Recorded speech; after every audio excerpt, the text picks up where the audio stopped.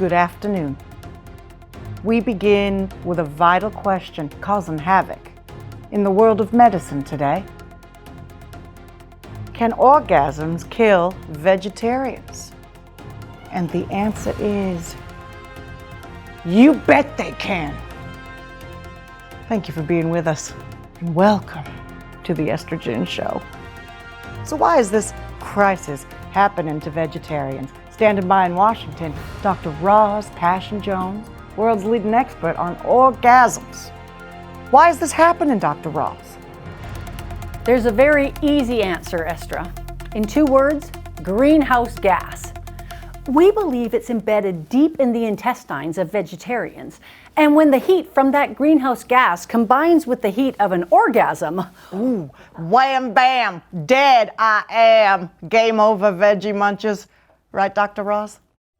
No, that's not what I was going to say at all. I think there's something needs saying. Thanks to Dr. Roz, the orgasm has finally been brought from the dark ages and into the light. But it hasn't been easy. I would say there's been a lot of pushing and thrusting to get it into the 21st century. What I think is important to mention here is our recent findings. Did you know, if you body scanned a healthy vegetarian, you'd find a load of methane gas in their guts. So isn't it time then, Dr. Roz, for vegetarians to act responsibly and stop having orgasms? I'd like to object, if I may.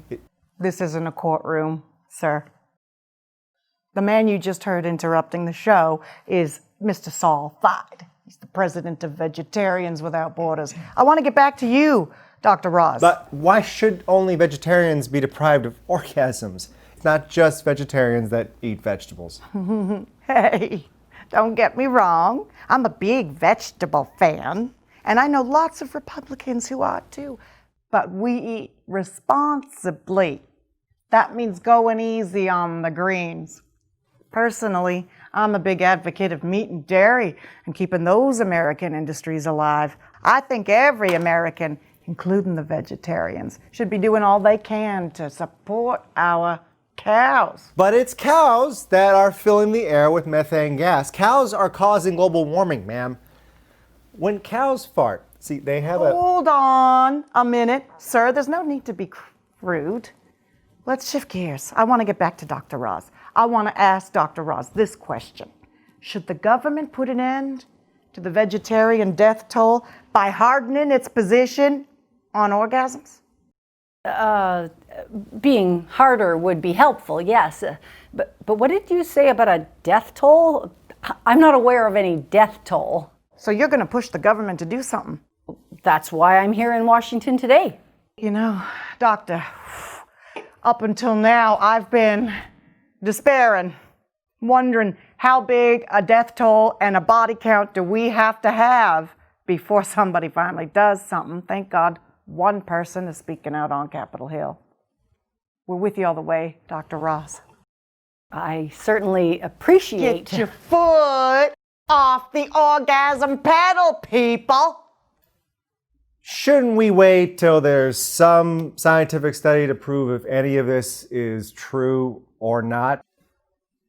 For example, wouldn't you object to the government telling you what not to do when having sex? Yes, but this isn't a sex show now, is it? Let's keep the topic tasteful. I'm confused. Didn't you just mention an orgasm pedal? Let me get perfectly straight with you. You are straight, aren't you? Yeah. Not that it matters. I can be perfectly gay with you too. What I want to know, Saul Fide, is why vegetarians may be dying and nothing's being done by your organization to stop this. Why haven't we heard a word from Vegetarians Without Borders?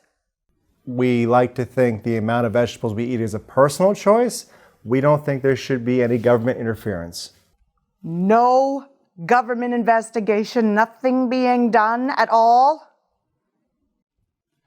That, to me, ladies and gentlemen, is more tragic than the deaths themselves. I'd like to repeat, what deaths? What deaths? What carnage? What waste? Good point, Dr. Roz. And so to end the carnage, I ask you, ladies and gentlemen, should vegetarians put a stop to the sex? Should they say no to the big O? You decide. And then send me your votes. I promise to reveal the results on next week's show. And you, sir, you like to raise your voice. I like to raise my glass. So I guess we're even.